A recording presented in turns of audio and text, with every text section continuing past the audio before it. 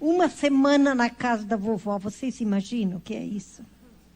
Vovó! E daí ela quer chamar vovó, mamãe e vovó. Vovó, mamãe e vovô.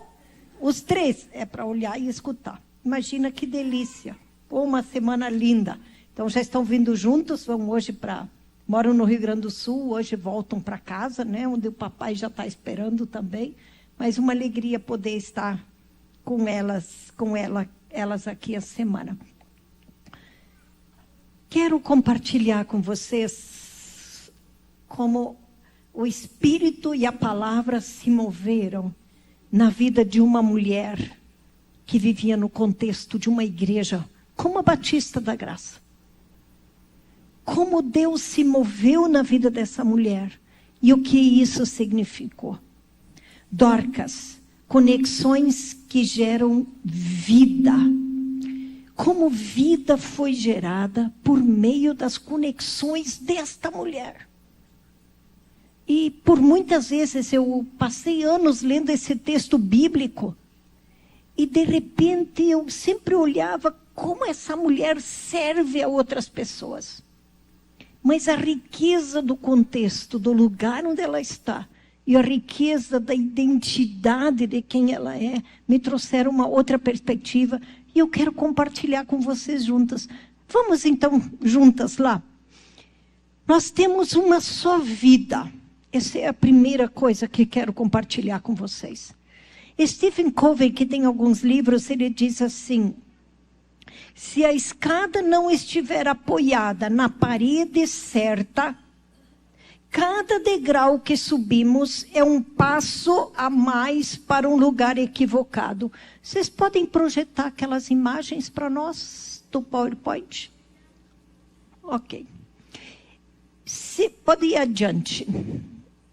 Eu acho que esse é o da noite. O da manhã é o Dorcas, é o outro. Se puderem trocar, tranquilo.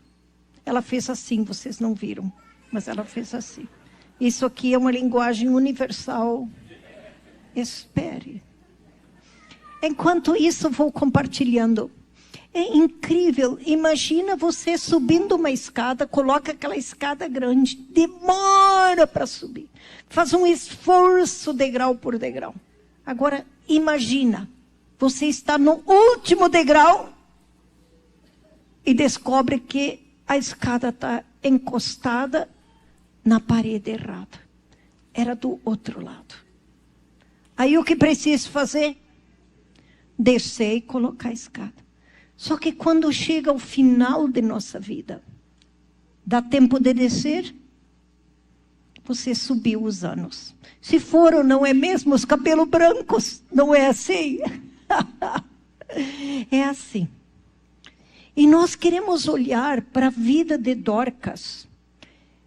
Como ela nos ajuda a perceber, a colocar essa escada na parede certa. A partir de Deus, do seu reino e de relacionamentos que Ele nos chama a construir. Então, eu quero pedir que você abra sua Bíblia em Atos 9, 36 a 42. Vamos lá? Atos 9, 36 a 42. Abra sua Bíblia para ler comigo. E quero recomendar que você traga a sua Bíblia. De preferência física. Por quê? Alguns já têm uma grande habilidade de fazer anotações nos aplicativos. Mas se você é da minha geração, só se você é muito esperto. E você é alguém fora da curva, como o povo diz. Mas a gente gosta de caneta. Então, uma caneta, um bloquinho para anotar e a Bíblia para fazer anotações. Tenho aqui algumas anotações em minha página, seja do devocional, seja de quando estou ouvindo uma mensagem de alguém. Então, traga sua Bíblia junto ao culto, que você possa fazer suas anotações. Essa geração do dedão aqui, né? Então, eles são rápidos para anotar aqui. Eu não sou tão rápida, para mim é melhor a caneta e prefiro fazer assim. Mas, de qualquer forma, tenha algo que você possa anotar. Vamos ler, então, Atos 9, 36 a 42. Em Jope, havia uma discípula chamada Tabita, nome esse que é traduzido por Dorcas. Ela era notável pelas boas obras e esmolas que fazia. Aconteceu que naqueles dias ela adoeceu e veio a morrer. Depois de a lavarem, puseram o corpo num quarto do andar superior. Como Lida ficava perto de Jope, os discípulos, ouvindo que Pedro estava ali, enviaram-lhe 2 homens com o seguinte pedido: não se demore em vir até nós. Pedro se aprontou e foi com eles. Quando chegou lá, eles o levaram ao quarto do andar superior. Todas as viúvas o cercaram, chorando, mostrando-lhe túnicas e vestidos que Dorcas tinha feito enquanto estava com elas. Mas Pedro mandou que todos saíssem. Ajoelhou-se e orou. Uau! E depois, voltando-se para o corpo, olha que autoridade. Que autoridade. Tabita, levante-se. Primeiro ele se ajoelha, dizendo: eu nada posso, mas aquele que tudo pode nesse momento intervir. Levante-se. Ela abriu os olhos e, vendo Pedro, sentou-se. Ele, dando-lhe a mão, ajudou a ficar em pé e, chamando os santos, especialmente as viúvas, apresentou-a viva. Vocês estão percebendo conexões aqui? Relacionamentos? Isto se tornou conhecido em toda a cidade de Jope. E muitos creram no Senhor. Dorcas colocou a sua escada na parede certa. Ela viveu conexões, relacionamentos que transformaram vidas. E a primeira conexão que eu quero compartilhar com vocês é que Dorcas era discípula. Olha na sua Bíblia, versículo 36. Havia em Jope o quê? Uma discípula chamada Dorcas. Primeiro apresenta ela como discípula. Dorcas era discípula. Depois, como alguém que era cheia de boas obras. Tudo começa com Jesus. Quanto mais de Deus, quanto mais do reino de Deus estão em primeiro lugar na minha vida, mais eu vou refletir em minha vida que eu sou discípula de Jesus. Então, buscar o reino de Deus, ter esse senhorio de Jesus em minha vida, significa ser discípula, porque uma discípula de Jesus segue ao mestre. Uma discípula de Jesus é alguém que não é só salvo por Jesus e é acrescentado à igreja de Jesus. É alguém que segue a Jesus. É um aprendiz com o seu mestre todos os dias experimentando na relação com Deus, transformação de vida que transforma a maneira como se conecta, como se relaciona. Então nós fomos criados para esse relacionamento com Deus Pai, Deus Filho e Deus Espírito Santo. Nós somos criados para sermos filhos e filhas amados de Deus, amadas de Deus. Por isso nós somos resgatados na cruz. E essa caminhada de agora sermos filhos e filhas, nós vamos aprendendo como discípulas de Jesus. Por quê? Porque Jesus é o Filho de Deus.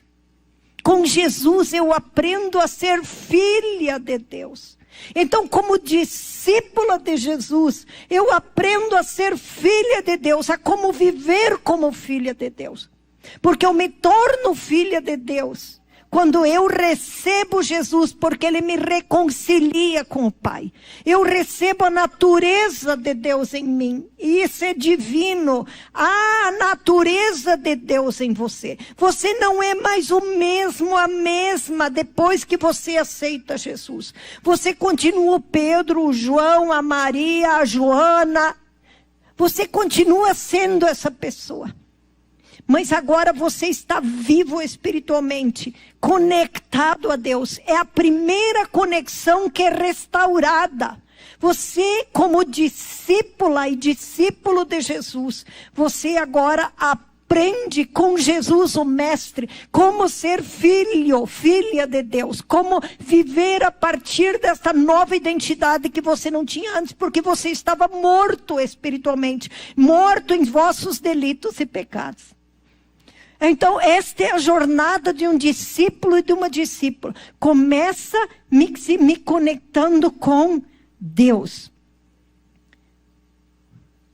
E eu quero, leia comigo no próximo slide, leia comigo essa frase de Henrik Blackaby no Conhecendo a Deus e Fazendo a Sua Vontade. Leia junto comigo. Ser amado por Deus é o mais elevado relacionamento, o feito mais completo e a mais elevada posição de vida. Até aqui.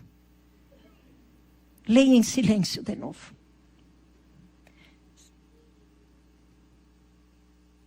Não há posição mais elevada do que eu e você sermos filhos de Deus, filhas de Deus. Não há.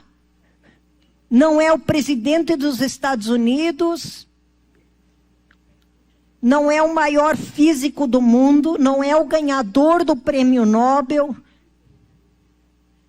É ser filho e filha de Deus. Por isso, o discípulo de Jesus, ele vai alinhando sua vida para viver nesta mais elevada posição de vida que ninguém pode nos colocar. Só Deus pode te colocar nesse lugar, nessa posição. Pois sobrenatural, isso vem da eternidade para dentro do nosso tempo. No ano de 1980, veio da eternidade, do Kairos de Deus para dentro desse Cronos na minha vida. Este sobrenatural de Deus e eu me torno filha de Deus. Isto é sobrenatural. Isso não quer dizer que você não vai precisar fazer mais nada para expressar seu amor por Ele. No entanto, você não precisa estar fazendo mais nada para se sentir realizado. Você vai expressar o seu amor por Deus. Não para se sentir realizado ou realizada, porque você já é completamente realizada no relacionamento com Deus. É disso que fala de Dorcas. Ela colocou a escada dela na parede certa, porque a primeira conexão dela é dizer, é Jesus. Meu relacionamento com Deus, eu sou uma discípula de Jesus que está aprendendo com o Mestre a viver como filha desse Deus amado, porque não há posição mais elevada do que essa em minha vida. Minha oração é que Deus abra mais uma vez os seus olhos espirituais. Os olhos do seu coração, como Paulo ora na sua carta. Que você perceba a grandeza que é você ser filho e filha de Deus.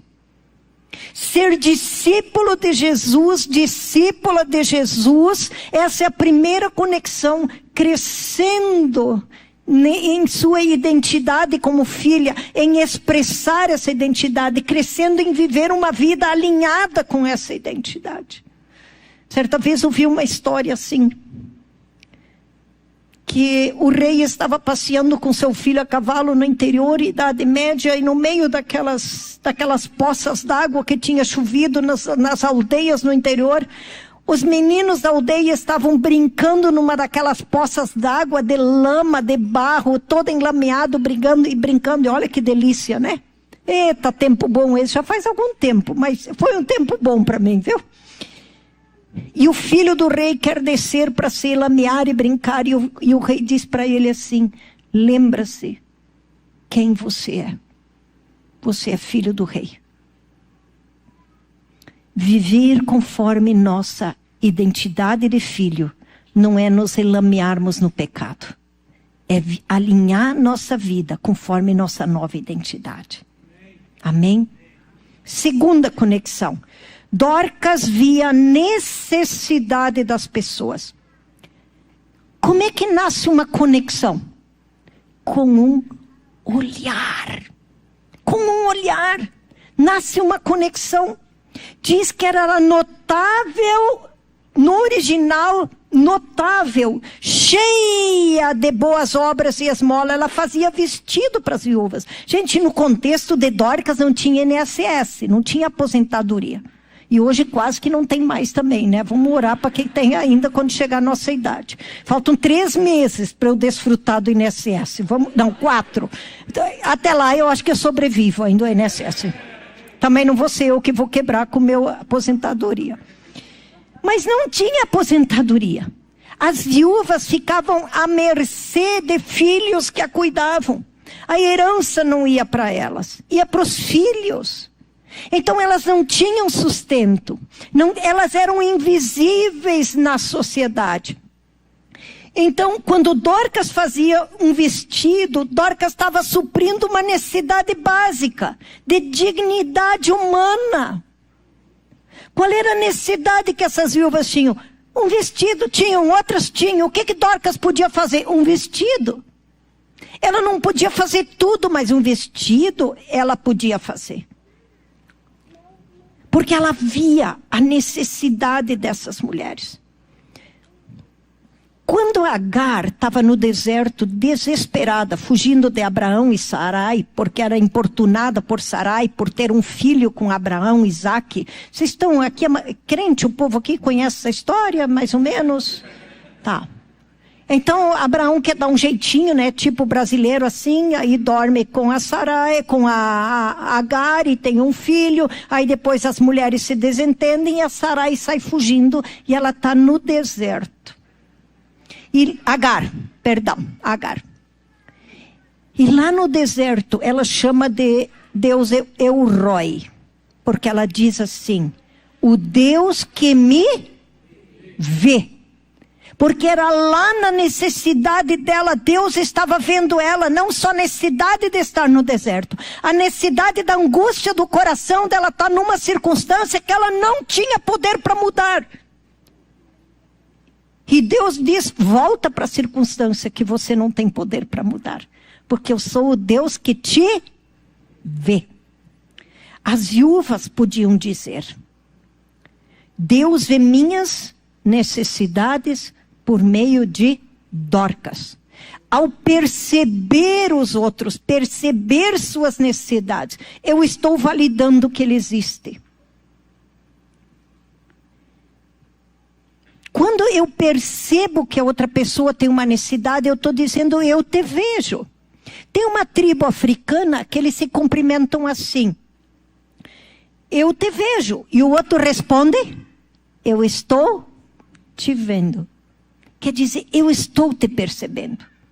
E muitas vezes nós passamos desconectados na maior parte dos nossos relacionamentos. Colegas de trabalho, a gente vê que o outro está ali, mas passa rápido, não tem tempo de conversar, tem trabalho para entregar, tem diferentes demandas. No nosso elevador, nós até oi, como vai? E tem 2 que descem com um cachorrinho lá, sempre a gente encontra as 2 irmãs, são japonesas, mais que isso a gente não sabe.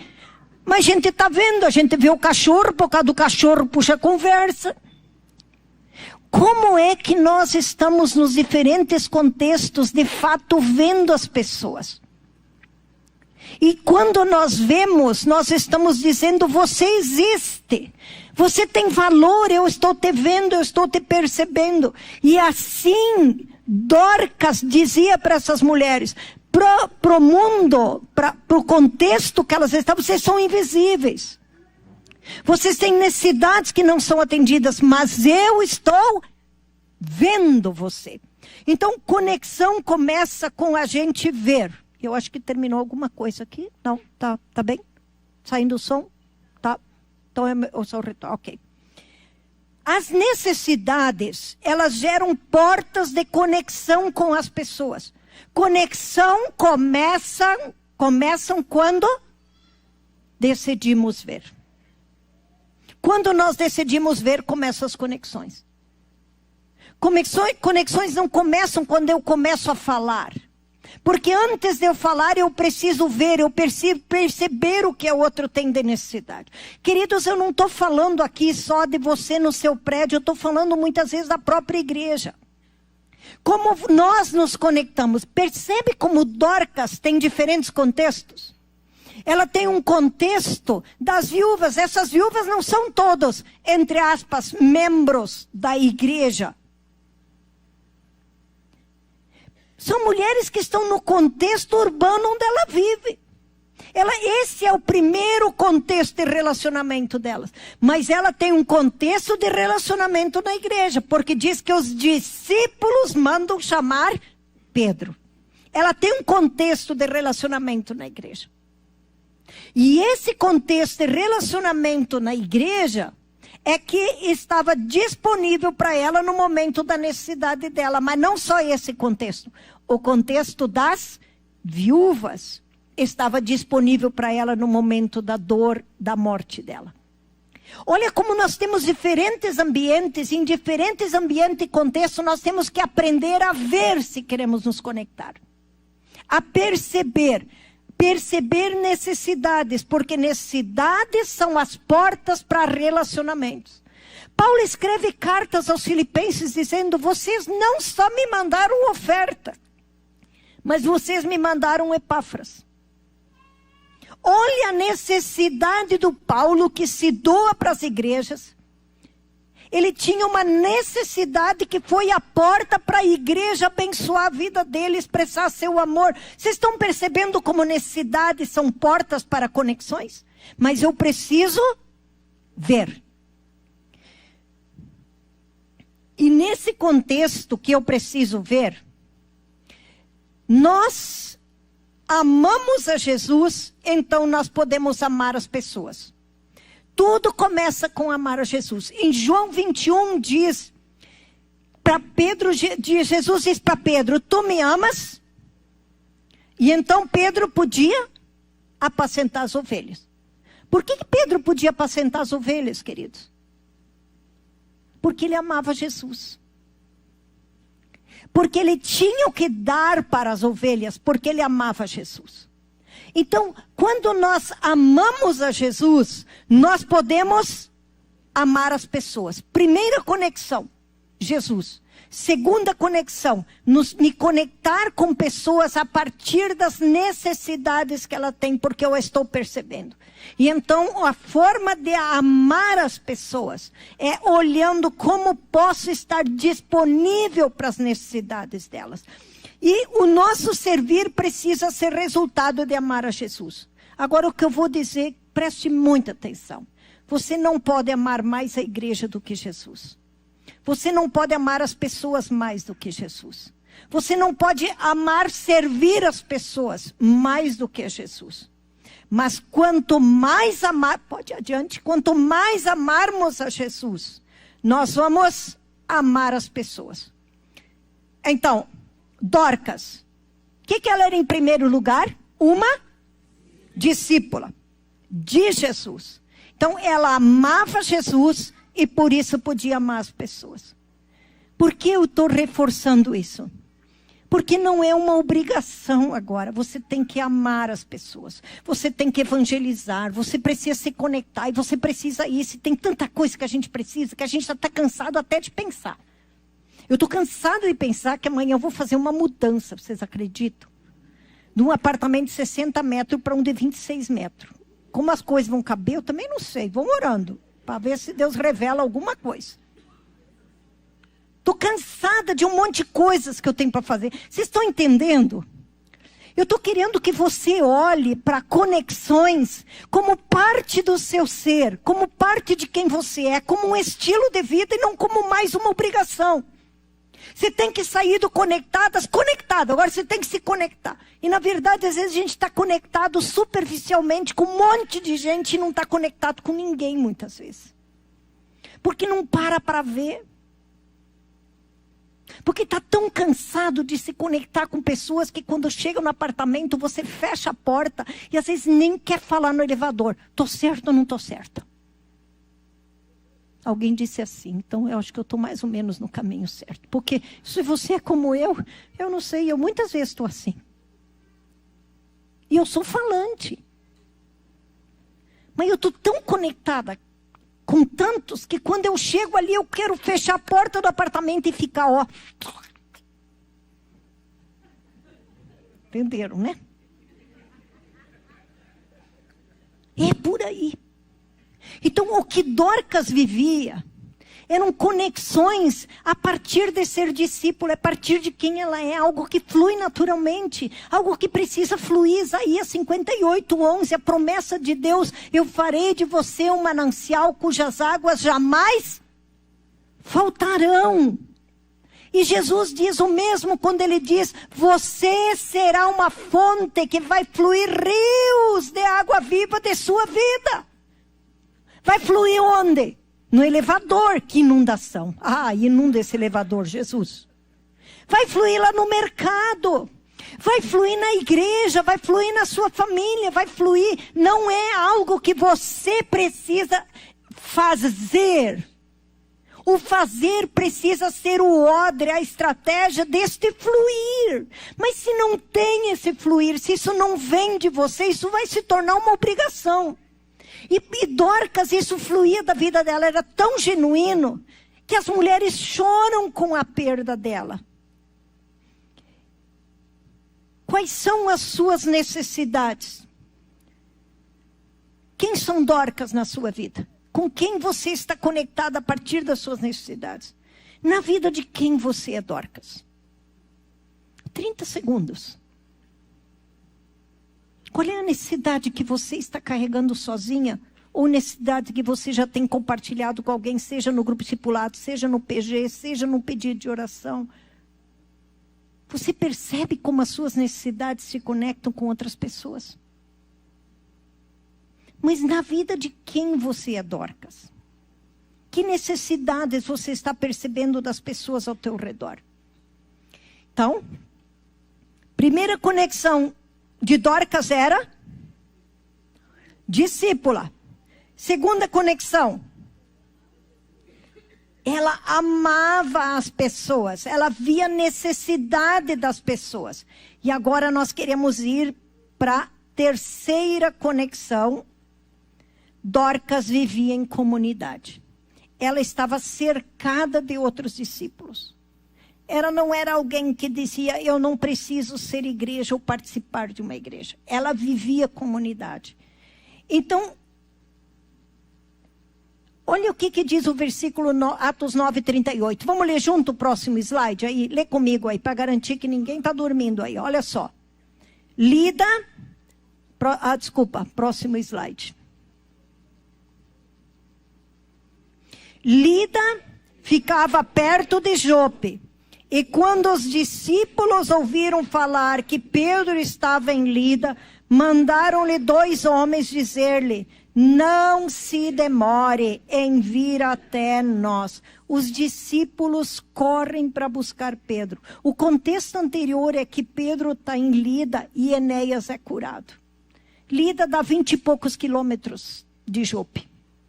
Vem até nós. Tem algo aqui que precisamos de você. Olha como ela está numa comunidade. Não diz aqui membros da igreja. Eu não estou dizendo que você não deve ser membro da igreja. Aqui diz discípulos de Jesus. O que Jesus nos convida é viver em comunidade como discípulos e não só como membros da igreja, com um nome lá. Eu tenho meu nome lá na igreja. Discípulos de Jesus se conectam, se relacionam. Pode ir adiante. Dorcas serve aos outros e agora é a sua necessidade de ser servida. Atos 2 diz que a comunidade primitiva, ela nasce com eles olhando as necessidades dos outros ao redor. Percebe? O que eu estou dizendo é que por ser discípulo, eu posso me conectar com pessoas a partir das suas necessidades. Mas eu não me conecto como algo mais que eu tenho que fazer. Eu conecto porque isso é parte da minha essência. Tem uma história que diz que um sapo estava passando por uma região de água e tinha um escorpião que queria passar junto. E daí ele disse: levo ou não levo?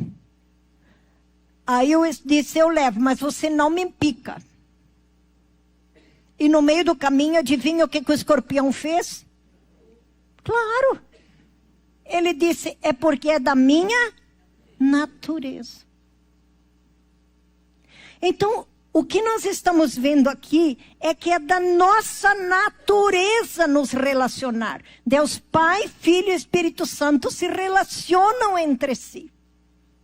É da nossa natureza, como imagem e semelhança de Deus, nos relacionar com pessoas a partir da necessidade, mas nos relacionar como discípulos na igreja de Jesus. Com quem eu estou conectado? Próximo slide, por favor. Com quem eu estou conectado? Quem pode me socorrer quando eu fraquejar? Você vive como discípulo numa comunidade de discípulo, ou você vive como membro que vem, assiste o culto e vai embora?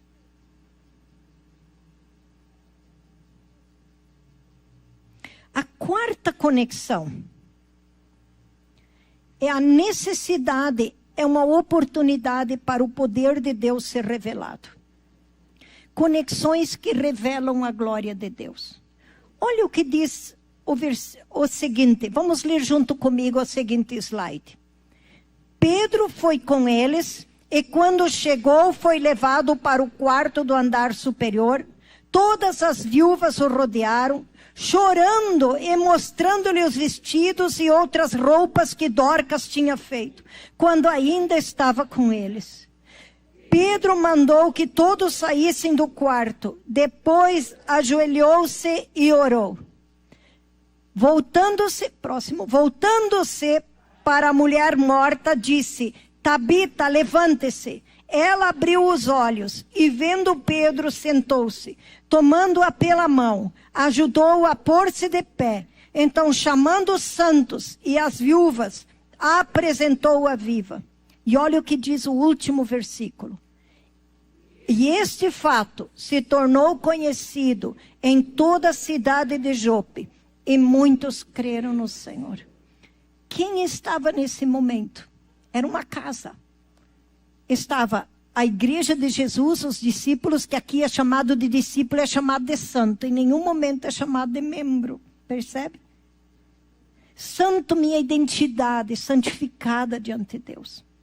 São membros, eles pertencem àquela igreja. Mas eles vivem a igreja como discípulos de Jesus. E como discípulos de Jesus, ali na igreja, eles presenciam o poder de Deus. Mas quem está mais lá? As mulheres. Lembram das mulheres? Elas estão aqui chorando, as viúvas. Elas estão aqui chorando. Percebe? Dorcas. Eita, não pode sair daqui, né? Já aprendi. Isso era para acordar todo mundo. Dorcas está aqui. Ela se conecta com essas mulheres que estão aqui. Nem todas estão aqui na igreja. Agora, Dorcas se relaciona com os outros discípulos da igreja, porque diz que os discípulos vão buscar a Pedro. Então ela tem um contexto da igreja. Agora, como é que acontece aqui no contexto da igreja? Onde é que aconteceu? Aconteceu no contexto com os discípulos. Mas como isso chega para a cidade, queridos? Não tinha Instagram para colocar uma foto da Dorcas Vivinha da Silva dizendo, tô aqui, não morri, tá? É fake. Como é que chega para a cidade, queridos? Que o poder de Deus ali se manifestou. Chega por meio desses que estavam ali, não só da igreja. Mas muitos vieram a crer porque tinham essas mulheres que estavam conectadas com Dorcas.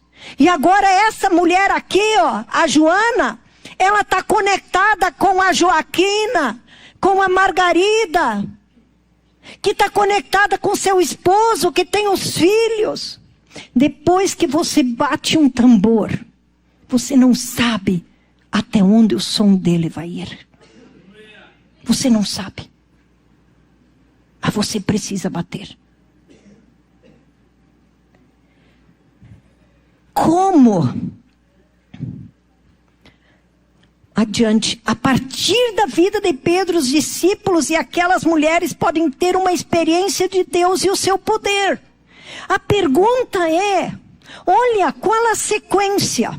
Sequência divina, o próximo. Dorcas se conecta com Jesus. Dorcas se conecta com pessoas. As pessoas se conectam à dor delas. Não é só Dorcas, ela tem um relacionamento com essas mulheres, que essas mulheres se importam com Dorcas. Vocês estão vendo como é o ser da Dorcas que está ali inteiro, não é só o fazer? Podia ter outras mulheres costurando, mas Dorcas era preciosa, é relacionamento. A comunidade se conecta com Pedro. Pedro se conecta com esse poder de Deus, tem um relacionamento com Deus, e isso leva a cidade a se conectar com o Evangelho. A sua escada, pode adiante, está na parede certa. Que conexões você tem tido? Discípula de Jesus. Você tem percebido a necessidade de pessoas, não só fora, mas aqui na própria igreja, no seu microgrupo de discipulado, você está ali inteira diante da outra pessoa, diante daquele irmão, daquela irmã, vendo a necessidade. Como? Quem você precisa ver? Com quem você precisa se reconectar? Pode pôr o próximo. Como minhas necessidades são oportunidades de experiências que com Deus que revelam sua glória e poder para outras pessoas. Final de 2019, antes da pandemia, Daniel começou a emagrecer muito, meu esposo. E eu não sei o marido de vocês, minhas amigas, mas uma é difícil de ir no médico, né? Chegou lá março, abril. Aí, quando foi 14 de março, fechou o aeroporto. Eu sei que eu cheguei de um voo, estava ministrando, fechou o aeroporto. Disse, olha, você precisa fazer exames. Onde eu vou? Fez 60 anos, vai num geriatra, né? Faz bem? Não faz bem? Geriatra. Tem que reconhecer a idade, né? Aí foi o Daniel, e era início da pandemia, estava lá a geriatra com toda grávida, cheio aquele face, tudo se protegendo. Pediu exames, quando faz os exames para o laboratório da Unimed, na cidade que a gente morava, em Goiás, o cara do laboratório liga para ele, nem a médica, disse, olha, uma hematologista passou aqui, ela está pedindo que o senhor vá amanhã lá, que ela vai fazer um encaixe para conversar com o senhor. Nem deixou a geriatra e a hematologista depois tiveram sabe, por causa disso, mas tudo bem, se resolve depois. Chegou lá, ele estava com leucemia. Por isso estava perdendo todo esse peso. E Daniel trabalhava e trabalha hoje ainda, mas naquela época com lixo hospitalar. Então eles estavam incinerando lixo hospitalar com Covid e ele com leucemia sem saber. Como Deus foi guardando. No processo, a leucemia simples se transformou numa leucemia crônica que precisava de transplante. Nós temos um seguro-saúde que cobre toda a medicação. Qualquer hospital do Brasil e do mundo, um seguro-saúde internacional, que já na época a gente tinha por causa do convênio missionário. E não tinha mais remédio no mundo que baixasse, baixasse a manifestação da leucemia para ele poder fazer o transplante sem perigo. Não tinha como fazer e não tinha como diminuir. Qualquer espirro, gripe, ele podia morrer. E o médico mandou para casa do sírio-libanês e disse, olha, vamos juntar tudo que tu fez já de remédio num coquetel aqui, toma, vai para casa e volta daqui a um mês. 2 dias antes de irmos para o hospital, morávamos em Manaus já nessa época, Deus me acordou às 3 da manhã, nada de mágico em 3 da manhã, não precisa botar relógio, apertar 3 da manhã, foi só 3 da manhã. E eu acordei com a mão no peito dele. Acordei orando 3 vezes, não tem nada de mágico no 3 vezes também. Deus cura o Daniel, Deus cura o Daniel, Deus cura o Daniel. E a presença de Deus tomou conta daquele lugar. Imagino que foi assim com Dorcas. Chegou segunda-feira, isso foi sábado para domingo. Chegou segunda, nós chegamos domingo em Brasília. Segunda fez um PET scan. Meus irmãos, ele não tinha uma bolotinha no exame de leucemia, não tinha uma bolotinha. E o médico não sabia dizer. Tanto que ele diz, Deus gosta muito de você, porque por 3 vezes ele quase morreu. Não tinha mais nada para fazer. Depois no transplante, rejeição. Depois pegou uma pneumonia em Manaus, foi para UTI, sem recursos direito lá. Não tinha mais o que fazer. E em todas as vezes, nós tivemos que entregar e dizer, se é essa hora, que seja essa hora. Mas, foi assim que Deus quis. Nós não sabemos como Deus vai conduzir nossa vida.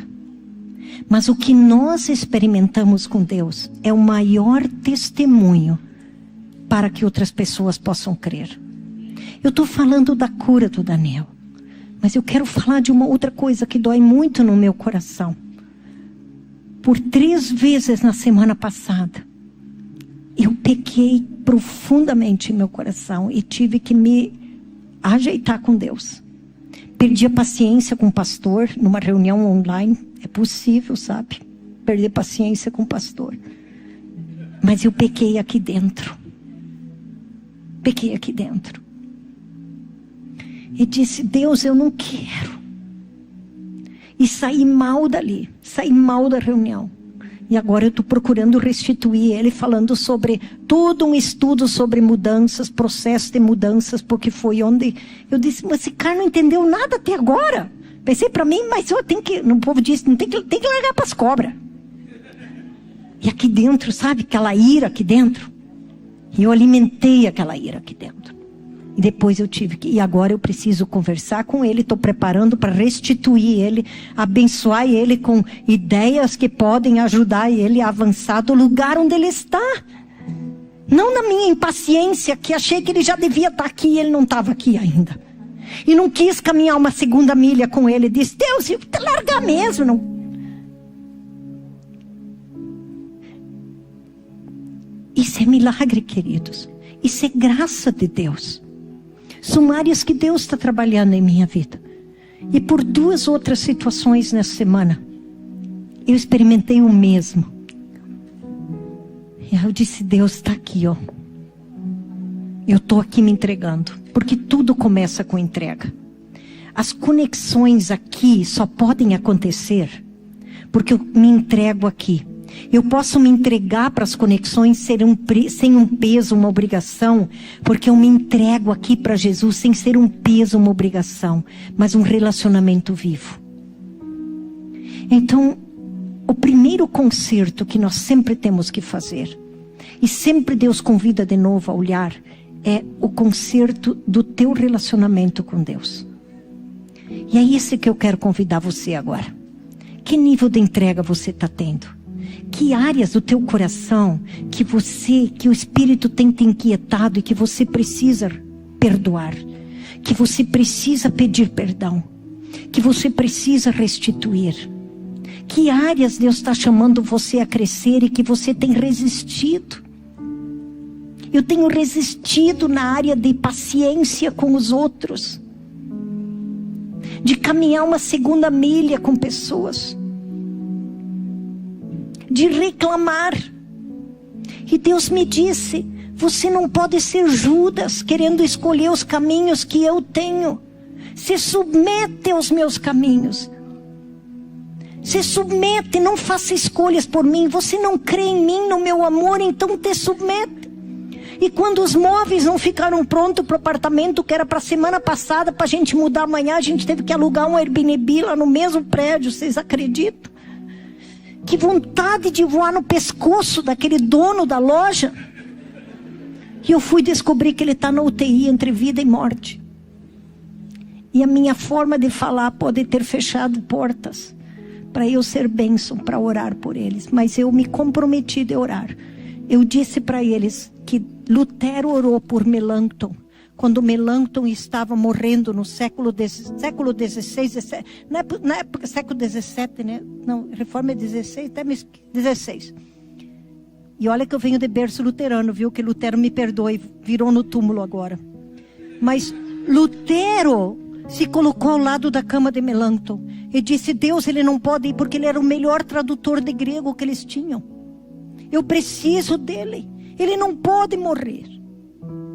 O que fizeram com Dorcas aqui, nós precisamos dela, ela não pode morrer. Mas eles se submeteram ao que Deus estava fazendo de circunstâncias. E ao mesmo tempo tinham liberdade para dizer: Deus, muda essas circunstâncias. Como Lutero fez com Melanchthon. Como eu estou orando por esse dono da loja.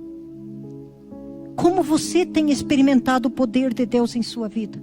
Como você tem chegado diante do trono da graça? Que circunstâncias difíceis você tem? Que conexões difíceis você tem?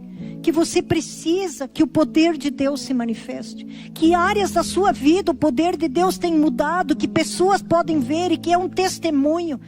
É isso que conecta, é isso que impacta, é isso que impactou a cidade. Não precisa levantar alguém dos mortos, querido.